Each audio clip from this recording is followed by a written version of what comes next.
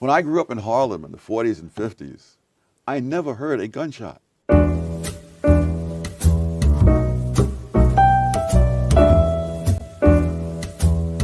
Well, let me read what you say in your preface. You say, "Let me state here, and now that these essays do not mean, 1, all Southern whites were or are rednecks; 2, all black Americans today or in the past were or are black rednecks. One cannot predict," you write, "much less forestall all the clever misinterpretations that others might put on one's words. The most that can be done is to alert honest people to the problem." Black rednecks, who are they? These would be blacks who came out of the Southern culture and who carried that culture with them north into the urban ghettos and into the ghettos of the South for that matter, and who have not moved out of that culture since. Over the years, both blacks and whites have moved away from that culture. But in the poorest and worst of the ghetto areas, there are lots of people who have not. And these kinds it's a culture which didn't do whites any good, and it's certainly not doing blacks any good today. And the tragedy is that people regard this culture as somehow the authentic black culture, and therefore you're not to interfere with it. I'm proud. All right, before we get to AOC's fake Southern accent, I totally agree with him. I don't like a lot of what mainstream or even the black community calls black culture. I never considered certain things to be black culture. I considered it to be urban culture. If you take a white person and they are born and raised in an urban area, they are going to manifest the same characteristic traits as a black person who is born and raised in an urban area. So it's not inherently black, it's just urban, it's just the location. If you have a black person that grows up in Japan, they're going to have more of a Japanese culture and Japanese characteristics regardless of their skin color. So it's culture, definitely culture, not race. And so I guess like what I consider to be urban culture, he is saying that is like redneck culture, which to me seems more like a lower economic situation. Not everybody who grows up in urban areas are low economic. Like some people who grow up in urban areas have money. And also like I just hate the fact that like so many of the most degenerate like toxic behaviors and traits are like correlated with blackness, like, you know, baby mama culture, baby daddy side chick culture, ebonics, sagging your pants, like the most ratchetest gangsterist rap music that's all about bitches and hoes and drugs and gangster rap. Being a gangbanger even is correlated with black culture, or even just Hispanic culture, black and brown culture or whatever. It's like, why are we owning like the most toxic ghetto ass crap? Like you see a white girl with her skin tanned a little bit too dark and she's talking like she ain't got no education, and she's talking with ebonics, and she like all her mannerisms are super ghetto, and everybody's like, oh, why is she acting black? I'm like, why is that black? Like, why are we trying to own that? It makes no sense to me. Anyway, guys, I forgot to introduce myself. Welcome to Speak Freely here, where we celebrate the freedom of speech, and we are reacting to Thomas Sowell, and he's going to basically talk about the root of urban black redneck culture that comes from like the poor southern white redneck culture. All right, so getting right back into it. The authentic black culture, and therefore you're not to interfere with it. I'm proud to be a bartender. Ain't nothing wrong with that. I don't feel no ways tired. I come too far from where I started from. Black English is considered not quite proper English. On the other hand, if blacks happen to have all the power and own all the corporations and whites were working for them, it would be the other way around. There was a period, I'm trying to remember now, I believe it was in the mid-70s, when substandard English began to become viewed as a discipline of its own within linguistic studies and so forth. And for all I know, it was all perfectly legitimate that certain speech patterns would be traced back to various regions in Africa and so forth. And this is a language of its own. It has its own validity. But the argument, your argument would be, I don't really care what its validity is. It's holding people back. It's preventing them from participating in the wider society. Is that right? Absolutely. And also, none of these things went back to Africa. Oh, is that so? No, you can, yes, they did not go back to Africa. Oh no, I'm stopping it again. Yes, Ebonics is not traced down to Africa. And I remember when the black community, and there was a conversation about that is racist to discriminate against Ebonics. And it's like, I don't really understand that. Again, it's not a black thing, it is a urban thing, not a black thing. I've heard black Americans talk about how the fact that because we were ripped from Africa, we were ripped from our African roots, that black people are just sort of searching for their own culture within America, and this is our language, this is our lingo, so you must respect it. And I get that to a certain extent, but like, do you really think Jay-Z goes into the producers' offices or goes speak to the lawyers or their managers, and when they're trying to make a deal with someone to make billions of dollars or millions of dollars, do you really think they go into those meetings going, yo, yo, yo, baby, what's up? No, they talk properly. They talk like they have a high IQ. They talk like they are businessmen, right? So there's a time and a place for these things, but I agree that it's holding people back because, again, you're not going to go into like a job interview and like, yo, baby, like talking all ebonics and weird and stuff. You're going to talk properly so you can get that job. And if you don't teach that to young people, then they're not going to be able to get the job that they want. So I do think it is holding people back, even though I understand the conversation around black people trying to find their culture within America, and so this is our language, so respect it kind of thing. But at the same time, like, no. You know what I mean? I don't want that to be correlated with blackness. I want that to be correlated with urbanness. So if you are black and you grew up in an urban area, then that makes sense. But it doesn't matter whether you're black, white, Chinese, whatever. If you grow up in an urban area, you're going to pick up that lingo no matter what your skin color is. Anyway, let's continue. If you look at the peach, for example, using the word axe for ask and stuff like that, all of that goes back to the South, and it goes back to the parts of Britain from which white Southerners came. So if you trace the calling hog entrails chitlins, that was in a certain section of Britain, the section from which whites moved into the South, and they were known as rednecks and crackers in Britain in centuries past, before they ever set foot in the South. So the whole thing is as phony as the $3 bill. All right, stopping it there. Okay, so you talked about the chitlins. I've never had chitlins. I know what it smells like because a lot of people in my family love chitlins, and we had it at family gatherings and barbecues and holidays and stuff like that. I didn't know that it originated from, I guess, like old white southern poor redneck area in Britain. I was always taught that chitlins was slave food, and slave food is basically like all the bits and bobs and the organ pieces of an animal that was kind of discarded and unwanted and given to the slaves, and the slaves had to just make do with it and make it taste as good as it possibly can. And chitlins was one of them, and chitlins is still something that a lot of the black community still holds on to. A lot of people stop eating it because of what it is and what it smells like, but a lot of people, especially in my family, still eats it. But I was raised in a Muslim household up until a certain age, and so I guess that was like the one benefit of being born Muslim or raised Muslim, is that I didn't eat chitlins because we didn't eat pork, because again, Muslim, Nation of Islam. So yeah, that's interesting. Anyway, let's get back into it. In Intellectuals and Race, you cite an observation by the intelligence expert, IQ scientist James Flynn, that just stopped me cold. After the Second World War, you've got large numbers of American troops remaining in Germany. For that matter, there's still several tens of thousands there today. And both black and white American soldiers had children with German women. And Flynn discovered that those children growing up in Germany showed no IQ differences at all. The black kids and the white kids, the same.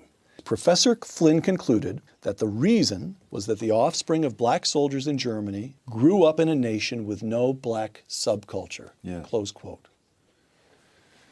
Which means what? Which means they experienced exactly the same expectations. Is this No, the expectations are external. The culture in which they grew up was not the culture in which black kids grew up in America today.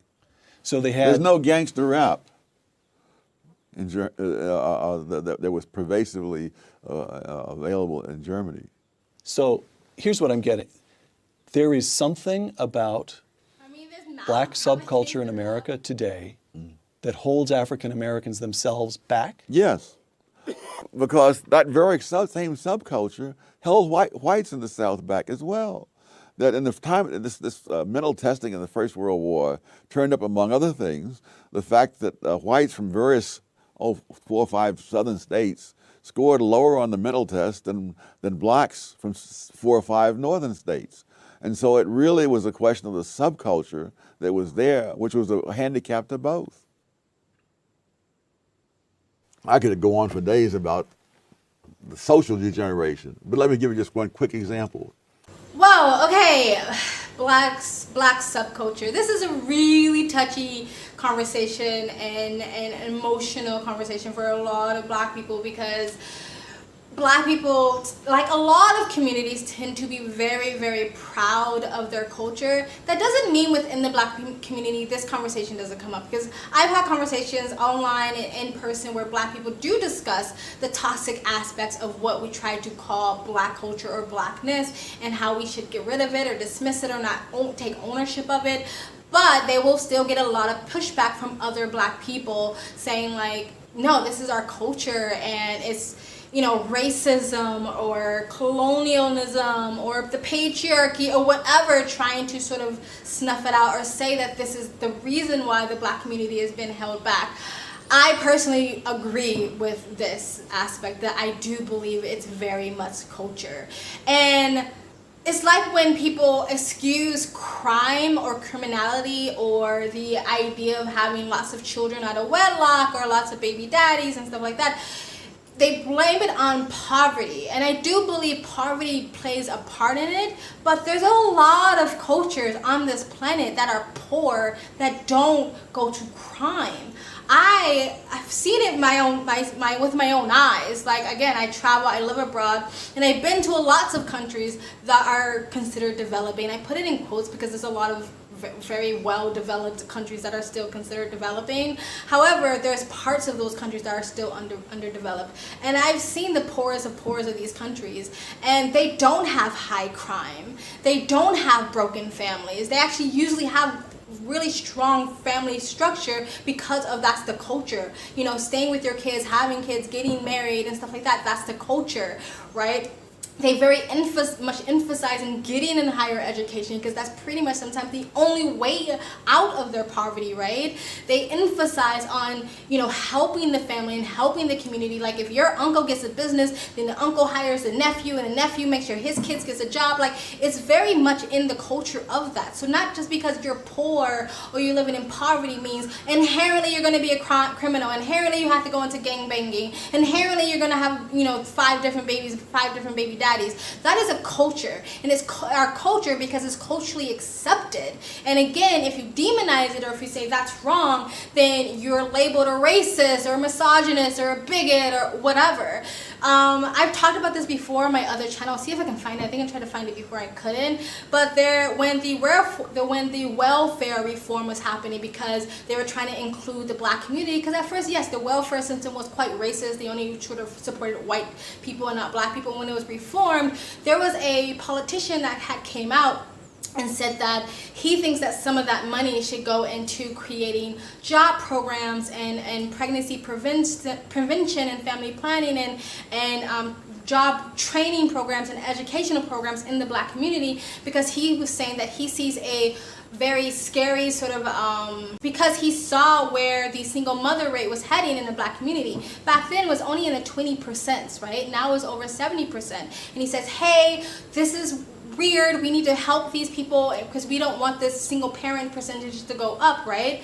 And what he was told is that what he said was racist, and that single black motherhood was a black culture, that they got it from Africa, of, you know, there's no traditional 2-parent homes in Africa. The village raises the kids. So in telling women that they should keep the fathers in a home, that's actually racist and it's culturally insensitive, because at the time the single parenthood was so high in the black community. Instead of tackling that, they just went, oh, it must just be black culture, it must just be their thing, let's not even touch it, let's not even talk about it, right? It's the same thing when I talk about the crime rate and the homicide rate. It seems like the media only cares about black people dying if it's the hands of another person of another race, mainly white people. But when black people are shooting themselves all the time in Chicago and other urban cities, it's like, well, it's kind of like their culture, it's their thing, that's what they do, kind of thing. No one says that, but no one touches on it because it's going to sound racist, right? And so I totally agree with him that a lot of the downfall and a lot of the things that are holding the black community back is the culture. And I also think a part of that culture is victim culture, victim mentality, this oppression culture that we have, this lack of accountability and responsibility because everything's the system. It's their systematic racism and there's everything else. It's like even if you live in a really, really unfair society, you still have choices and you still can make better choices. And again, it's not that these conversations don't happen within the Black community. They just don't get a platform. They don't get a giant voice. There's not a megaphone. There's no super Black celebrity talking about these things, right? So they get hit and they get pushed away. We do talk about these things, but it still gets a lot of pushback within the Black community. Like even when I brought up, I saw this mom on, I know I'm going on a rant, but just stay with me. I saw this mom like beating a crap out of her daughter on Instagram because her daughter was making a TikTok. And it wasn't even like super sexual or anything. Her daughter was just making a TikTok and the mom came in and just started beating and wailing on her kid. And there was half the Black people, because this is a very, like, a lot of the audience for this Instagram page is Black, mostly Black women. And half of the Black people are like, yeah, that's what she did. She get her ass beat, yeah. And then other half, like me, was like, why are we perpetuating this idea of beating the crap out of our kids for, like, the smallest fucking things? Like, when there's so much psychological papers proving that stuff messes up your kids in the long run. And what I got in response was, this is just our culture. This is Blackness. We beat our kids. My mom whipped me like this. My dad whipped his dad. His dad got whipped like this. This is what we do. Instead of just being like, let's talk about changing the culture and bettering and improving and evolving. I know I just went on a huge rant. I'm getting back to Thomas Sowell. I am sorry. When I grew up in Harlem in the 40s and 50s, I never heard a gunshot. Now, I'm sure someone fired a gun somewhere in Harlem, but it was not such a pervasive thing that you had to hear it. You know, I have relatives in Washington. I asked them the same question, people in my generation. Growing up in Washington, D.C. Yes, and low-income Black neighborhoods. Did you ever hear a gunshot when you were growing up? And the answer was no. I have relatives in North Carolina. I asked the same question. No. And now, you know, people in housing projects especially, they put kids, some of them, to bed in bathtubs so that they won't be hit by stray bullets in the night. Now we take it for granted that there's crimes, tremendous levels of crime and violence in the Black community. That was not always the case. In the 20s, it was very common for white celebrities, including George Gershwin and William Faulkner, to go up to Harlem not only for entertainment places, but to go into private homes of people they knew. And Gershwin would play Rhapsody in Blue in this home where Walter White lived. Milton Friedman, when he was a graduate student at Columbia, he and the lady he later married would go dancing at the Savoy Ballroom in Harlem. And he said, we had no fear of being mugged or accosted on the street or anything like that. I've heard you say, Tom, when you were a boy growing up in Harlem yourself, your own neighborhood felt totally safe to you. Not totally safe. I wouldn't exaggerate, but there's nothing resembling today. I mean, I did sleep on hot nights. I would sleep out on the fire escape. When I tell people in Harlem that today, they think I'm from another galaxy, you know. But that people slept on the fire escapes in New York and in the public parks in the 30s, all over the city, because it was not a jungle. And you could run through a great number of other things. Children raised without two parents present. That was about 22% in 1960. One generation later, it was 67%. And it's gone up a little since then as well. Stopping it there. I love that he talked about that, how it used to be back then in Harlem, how you felt safe, you didn't hear guns. I remember up until I was like 8 years old, that's how it felt. Like, I lived in that right when I was 8 was around the time where you could just run wild in the street and you had to come home when the street lights came on. The only thing I wasn't allowed to do was cross the street by myself, so I had to get my older brother or something like that. But around like 8 or 9 is when I feel like a lot of that shifted, and I do remember like not hearing gunshots all the time, but like for like New Year's Eve we would hear gunshots, and like New Year's Eve we had to stay on the floor like the entire night because of those gunshots. But like now that I'm out of the state, and it's funny because again, like people think it's so dangerous to travel, and especially if you mention somewhere like India, right? And You see that here. Like, I get literally emotional. Like, I literally get emotional when I see the kids playing outside. Cause I mean, I'm pretty sure in middle of America that still exists. But when I lived in America, like for years before I left America, by the time I was like a teenager, you just didn't see that anymore. Kids out here running around, climbing trees, getting dirty, hopping on their bikes, you know, playing, not rugby, what is the game here? Playing cricket and playing football or soccer or however you want to call it, playing volleyball, running around with their friends, and no one's scared that this kid is going to get kidnapped. You see like little kids running around all the time. People leave their doors unlocked, especially like countrysides and Thailand and stuff like that, and Laos, people leave their doors open. No one's scared of getting robbed. People like will just go to sleep in the streets, especially like the town drunks and stuff like that, or just sleep in the parks or whatever, sleep on the beach, camp on the beach. Like, people do this all the time. And it's just the culture. Like, I'm not saying there's not crime in India. There's definitely crime in India. And there's crime in any country, but it's just like, that's just the way the culture is. And Thailand is very well known. Like, I've left my phone, my camera, my money, I left it behind for hours before I came back. It was still sitting in the same place, or some nice Thai person put it away from me. Like, it's the culture. It's not like economics. I understand desperate people do desperate things, but when it's drilled into your culture, where if you steal, you are shaming your family, you are shaming the legacy of your family, you'll be publicly shamed for the rest of your life, and your children will be shamed. That will stop people from doing shit. But when you have a whole coalition of progressive liberals going, oh, but they're past and they came from poverty and we have to excuse all their behavior because of this, then people are less likely to feel that internal moral shame for doing something wrong. It's the culture. It's completely 100% the culture. But let's continue. Children raised without two parents present. That was about 22% in 1960. One generation later, it was 67%, and it's gone up a little since then as well. And now the rate among whites is higher than it was among blacks in 1960. Right. All right, that's it, guys. So Thomas Sowell has made a couple of videos on this, and so I reacted to all parts of it. So I'm going to be breaking this series up into parts. I might even break this particular reaction up into parts because it's quite long already. We'll see. I really enjoyed that. More than I thought I would, because I have actually heard this before, but I didn't, I guess, listen to it as intensely as I'm listening to it now. I would 100% agree with them. It is culture, and a lot of what hold people's back is the culture, is the whole nature versus nurture thing, and a lot of reasons why people are uplifted and succeed is because a lot of times it's their culture. It's not always. There is still individuality. So just because you're like, oh, I was raised in this culture, I have no choice but to be degenerate or whatever, or like you have a choice to evolve and develop as a human being, right? And I guess I don't know what makes some people choose to do that and other people choose not to do that if they were raised in an exact same environment. I have no idea. I would love to learn why people choose different decisions if they're raised in the same environment. I don't know why, but people do, and you have the choice to do that.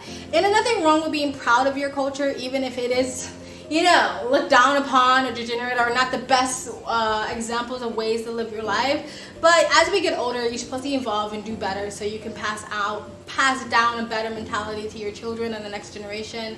But yes, a lot of the reasons is culture, a lot of the reasons why you see Asian cultures do so well when it comes to education and owning businesses and jobs and stuff like that is because of their culture. I've seen it with my own eyes. I've seen Indian culture push education and push entrepreneurship and keep it in the family. I've seen in Thailand they do that. I've seen it. It's in Vietnam, like it's in their culture.